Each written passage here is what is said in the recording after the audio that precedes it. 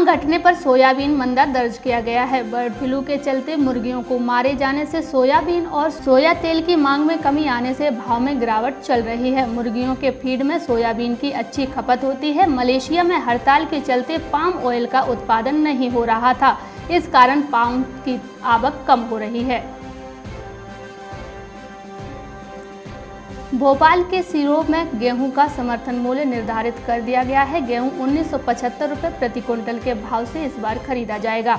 रबी season के लिए तैयारियां शुरू कर दी गई हैं। 25 जनवरी से पंजीयन का काम शुरू हो जाएगा। हालांकि जिन किसानों के पहले से पंजीयन है उन्हें दोबारा से कराने की जरूरत नहीं होगी। शासन के आदेशानुसार रबी विपणन वर्ष 2021-22 में गेहूं का न्यूनतम समर्थन मूल्य 1975 रुपये प्रति क्विंटल निर्धारित किया गया है। एक तरफ सरकार किसानों के हित में कानून बनाने का दावा कर रही है, वहीं दूसरी ओर कृषि उपज मंडी में किसानों की परेशानी दूर करने में जनप्रतिनिधि और प्रशासन नाकाम हो रहा है।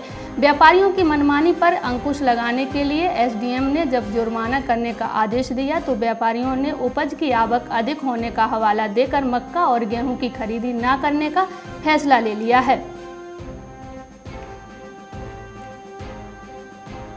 रबी सीजन में सिरोही जिले के जिन किसानों ने चने और मसूर की फसल की बोवनी की है उनके लिए अब उकठा रोग आफत बन रहा है, क्योंकि खेतों में पौधे तैयार हो गए और फूल फल लग रहे हैं। लेकिन ऐसे समय में इस फसल पर उकठा रोग का प्रकोप होने से भारी नुकसान हो रहा है। पौधे सूख कर मर रहे हैं। रोग लगने से किसानों की करीब 20% फसल नष्ट हो चुकी है। कश्मीर के लिए अच्छी खबर है। पहले जीआई टैग और अब बम्पर उत्पादन कश्मीर में केसर उत्पादकों के लिए अच्छे दिनों का संकेत लेकर आया है। बंजर हो चुकी केसर की क्यारियों को फिर से उपजाऊ बनाने और कृषि सुविधाओं में विस्तार के कारण केसर का उत्पादन प्रति हेक्टेयर 4.92 किलोग्राम पहुंच गया है, जो 10 साल पहले 2 किलोग्राम प्रति हेक्टेयर से भी गिर गया था। कश्मीर में इस सीजन में 18 टन केसर पैदा हुआ है और 2/3 उत्पादन उन खेतों में हुआ जिन्हें पिछले कुछ वर्षों में फिर से उपजाऊ बनाया गया है।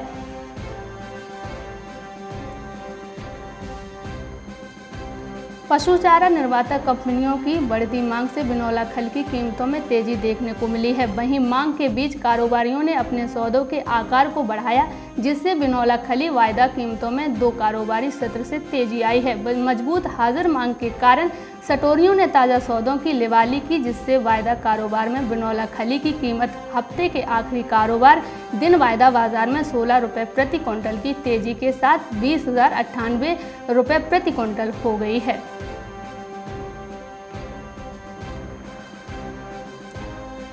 थोक से लेकर फुटकर मंडी भले ही कनाडा से आ रही तस्करी की मटर से पटी हो, लेकिन मटर की कीमतें रिकॉर्ड ऊंचाई पर हैं। मटर की कीमत चने से अधिक हो गई है। चने का भाव थोक बाजार में 60 से 62 रुपये प्रति किलो है, तो वहीं मटर 70 से 75 रुपये प्रति किलो बिक रही है। देसी और विदेशी मटर में सिर्फ 3 से 5 रुपये प्रति किलो का अंतर रह गया है।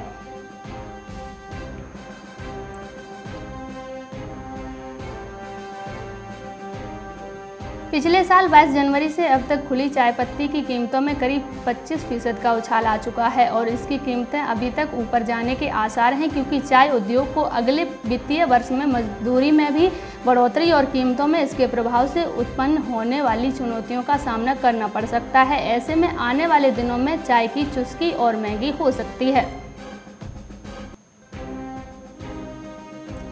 सब्जी की भरपूर पैदावार का असर फुटकर बाजार में दिखाई दे रहा है। बीते 10 दिनों से सब्जियों की कीमत में गिरावट का दौर जारी है। देर शाम के बाद 2 सब्जियां औने पौने भाव में बेची जा रही हैं। कभी 60 रुपये किलो तक पहुंच चुका आलू महज 15 रुपये किलो मिल रहा है। वहीं प्याज के दाम भी नरमी आई है। थोक मंडी में नासिक से आने वाला प्याज 30 से फुटकर 35 से 40 रुपये किलो तक बिक रहा है।